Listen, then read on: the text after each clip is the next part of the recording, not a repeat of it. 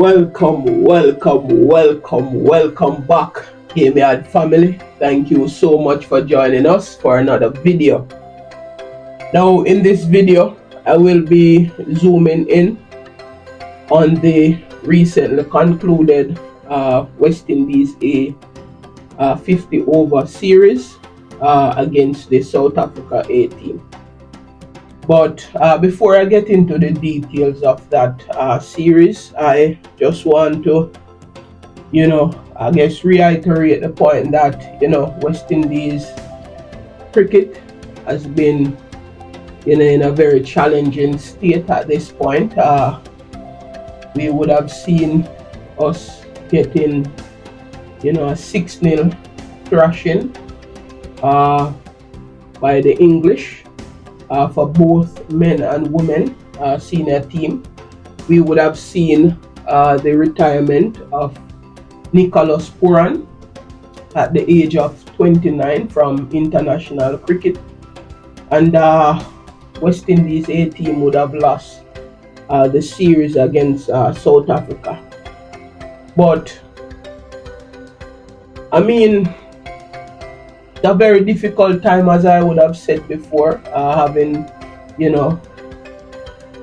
trying to digest all these losses, and a lot of things have been going on. The test squad would have been announced for the Australia series, and we will get into that in another video. But what I will say is that West Indies cricket, we are here to support West Indies cricket. Win, lose or draw. The truth is, we want to see our cricket, improve year on year. The truth of the matter is, we have to, trust the process. I think even with the test team that would have, been named, we would have seen where the team has, move on, and we will get into that in another video. But this video, I just want to focus on the 50 over series that West Indies A team would have played against South Africa A, and we were outplayed in that series. To be honest with you, I think the South Africans, they look really superior to us, and they would have won the series 2-0. So in the first game, West Indies would have lost that game by 42 runs. So West Indies A would have won the toss and elected to field, right? And South Africa would have posted 283 from 46.2 overs. Rivaldo Moonsamy, he was, a standout player for the South Africa A in this series. Not only the 50 over series, but also he would have performed in the two unofficial tests as well. Jordan Herman was a standout player as well for the South Africa A.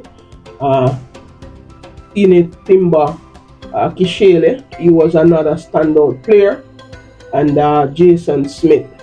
Right, so Rivaldo Moonsamy would have made 49 in that match from 58 deliveries. Jordan Herman 53 from 47 deliveries. Kishele 55 from 55 deliveries, and Jason Smith 55 from 44 deliveries. The pick of the West Indies A team bowler would have been Jediah Blades, 3 for 39 from 7. Kadeem Allen 2 for 44 from 7. Kevlan Anderson 2 for 44 from 7. And West Indies A in reply, they would have been bowled out for 241 runs from 44.1 over. Kevlan Anderson would have made 45 from 49 deliveries. Kevin Wickham 39 from 39 deliveries, and Darrell Cyrus 28 from 35 deliveries. The pick of the South African bowlers include Milali Pangwana, 3 for 37 from his 10.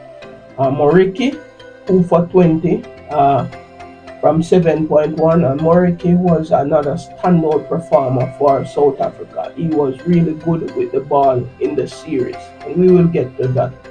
Fortune 2 for 45 from his 10. In this first match, we would have been going on at 99 for 3, and then there was a middle order collapse in this game, which we would have slumped to 181 for 8. Right, thanks to Marquino Minley and Darrell Cyrus, they would have put on a 60-run partnership for the ninth wicket to stabilize or to bring back some stability in the innings for us. And that was the second best partnership in that game. The best partnership would have been 61 between Kevlan Anderson and Alec Athanase earlier. And I think if we can, it's the same thing that has been happening with even the senior men's team. We have had so many collapse in England, or middle order keep collapsing, right? And it's the same thing been happening with the A-team squad as well. Jedediah Blades would have been the pick of the West Indies bowler, and he would have bowled really well in this series, to be honest with you. He had really good control, and he had he uses his variation well. Marquino Minley would have been fairly well in this series, in this first match as well. He had a economy of 4.63, and the other bowlers, they did not back up Marquino Minley and Jedediah Blades very well. Most of them economy were over 6 runs per over, and that is unacceptable at this level. The main issue with the other bowlers is that they were very inconsistent with their line and length. They were all over the place. They were put to the sword by the South African batters. In terms of the second 50-over match, that was a no result. West Indies A would have won the toss again and elected to field. South Africa would have piled up a mammoth 365 for 7 from their 50 overs.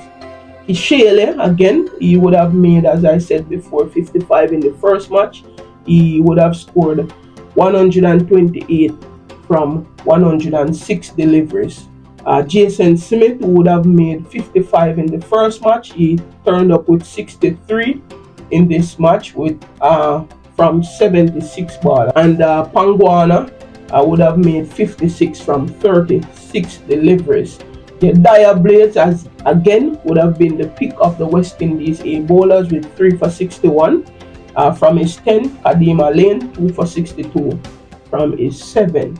West Indies, in reply, they were at 87 for 3 from 13.1 overs when the rain came, and that match was washed out due to heavy rain. Kevlan Anderson was not out on 28 from 25 deliveries, and Kevin Wickham would have made 29 from 30 deliveries. Moriki again with 2 for 29 from 5 overs, and Pangwana 1 for 20 from his 3 overs. As I said before, Jedediah Blades would have been exceptional again, or the standout player in this match. Kadima Lane would have chipped in with 2 wickets, but he was very expensive with an economy of 8.9. That's very expensive, right? O'Shane Thomas and the other bowlers, they really struggled again with inconsistent line and length. West Indies bowlers, really, they leak runs right through the innings, especially at the death overs. They would have conceded 115 in the last 10 overs, right? That would have been 11.5 run per over in the death overs, and that we have to, and that's a thing that also the senior team is struggling with. Even in T20, we would have seen, even in the recently concluded England series, we struggled at the death, so we need to improve on our death bowling. I think that's something Darren Sammy will seek to look on, right, for our 2 white ball format. We have to be better bowling in the death overs. I also want to stress the point that there were also some misfeeling and also some miscatching, right?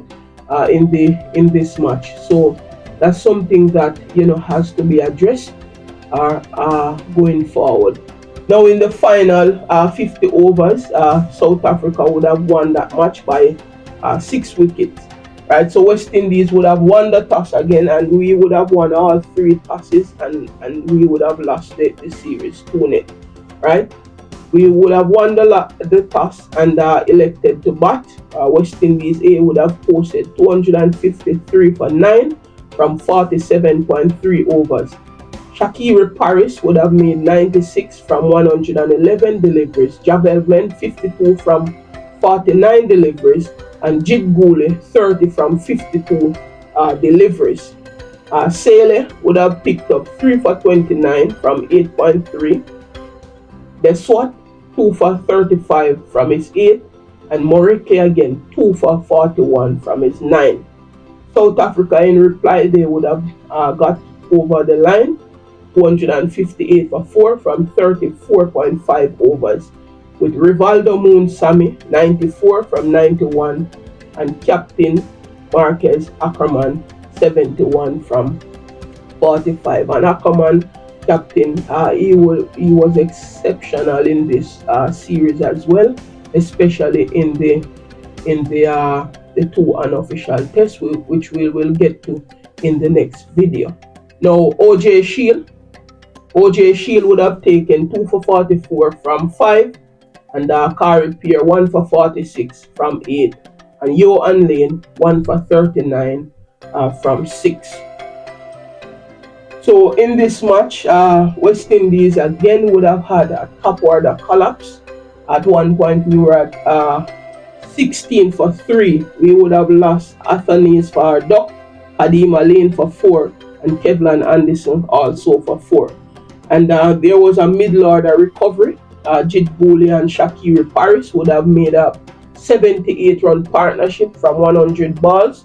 And also Javel Glenn and Shakira Paris, they were in another partnership of 101 from 94 deliveries. And that's commendable, right? That middle order stabilization of the innings.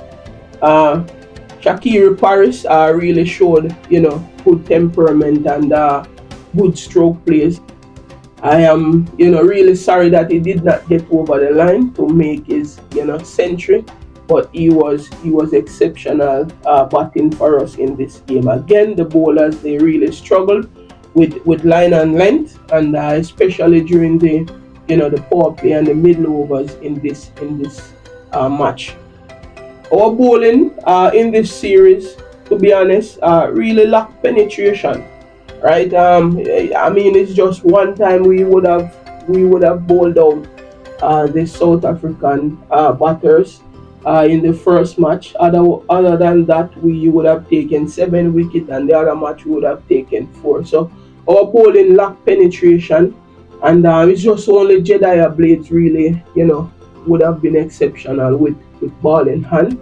So a lot of work needed to be done at this level. So in terms of the top run scorer for West Indies A, Shakira Paris would have been our top batter in this series with 104 over the 3 games. Kevlan Anderson second with 77 runs. In terms of the top run scorer for South Africa, Ishele would have made 197, Jason Smith 153, Rivaldo Moon Sammy 147, and Marquez Ackerman 105, and they would have been the top 4 run scorer in this series. Shakira Paris would have been the 5th highest, and Kevlan Anderson the 6th highest.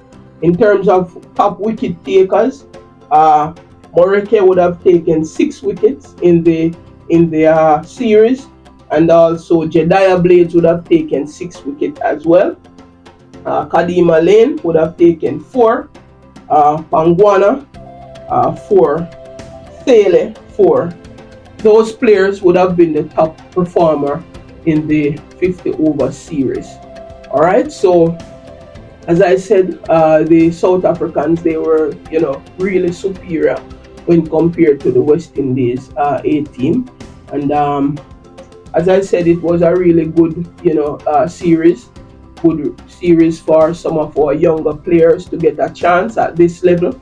Really, glad to see some of them stepping up. Jedediah Blades, Kevlin Anderson, Shakiri Paris, stepping up to the plate at this level. Kadima Lane as well, with ball in hand, right? Stepping up at this level and showcasing what they can do at this level. Thank you so much for joining us for this video, and have a great day. Peace and blessings, everyone.